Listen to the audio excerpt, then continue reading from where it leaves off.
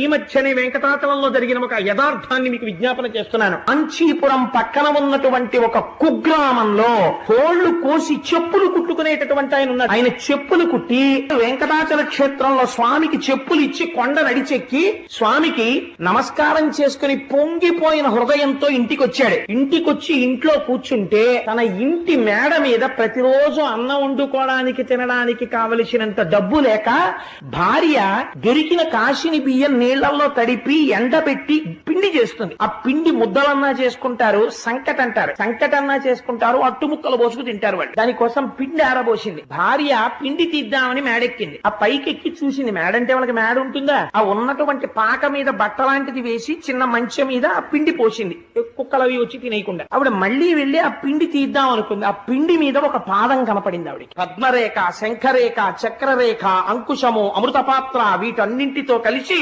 వెలిగిపోతున్న పాదముద్ర ఒకటే ఆ పిండి మీద కనపడింది. ఆవిడ చూసి ఆ పాదముద్ర చూసి పొంగిపోయి ఏమిటి పాదముద్ర అని భర్తకి చెప్పింది. ఆయన వచ్చి చూసి ఈ ముద్ర చూస్తుంటేనే అవ్యాజమైన ఆనందం వస్తోంది. పెద్దలు పంతులు గారిని ఎవరినన్నా తీసుకొస్తానని తీసుకొచ్చి చూపించాడు. తీసుకొస్తే ఆయన చూసి అయ్య బాబో ఇది వెంకటేశ్వరుడి పాదం రా అన్నాడు. వెంకటేశ్వరుడి పాదం పిండి మీద పెడితే ఆయన ఏం చేశాడో తెలుసా అండి? నాకేమొచ్చు, నా స్వామికి వచ్చి చెప్పిస్తాను. నా స్వామి కాలి సైజు తెలిసింది. మొన్న ఇంత చెప్పులే పట్టుకెళ్ళా, ఈ సైజుకి సరిపడ చెప్పు చెక్కుతానని ఒక తోలు పట్టుకొచ్చి తాను చెప్పులమ్ముకు బ్రతకవలసిన వాడు ఉన్న తోలు దాని మీద పెట్టి కోసేశాడు. ఒక్క చెప్పుకే సరిపోయింది. ఒక్క చెప్పు అందంగా కుట్టి తల మీద పెట్టుకుని నడుస్తూ వెంకటాచలం వెళ్లి కొండెక్కే మార్గంలో ఇచ్చేస్తానన్నాడు. అదే సమయంలో శ్రీకాళహస్తి దగ్గర వేరొక చెప్పులు కుట్టేవారింట్లో కూడా ఇదే పాదం పడింది. అక్కడ ఎడం పాదం పడింది, ఇక్కడ కుడి పాదం పడింది. ఆయన చెప్పు కుట్టి తల మీద పెట్టుకుని ఇద్దరు ఒక్కొక్క చెప్పే పెట్టుకుని కటిక దరిద్రులు చెప్పులు కుట్టమ్మేవాళ్ళు చెప్పు పట్టుకుని ఇద్దరు చెప్పులు పట్టుకుని ఏకకాలమునందు కొండెక్కే మార్గం దగ్గర గుడికొచ్చారు. ఇద్దరు చెప్పులు తీసుకొచ్చి అక్కడ పెట్టారు.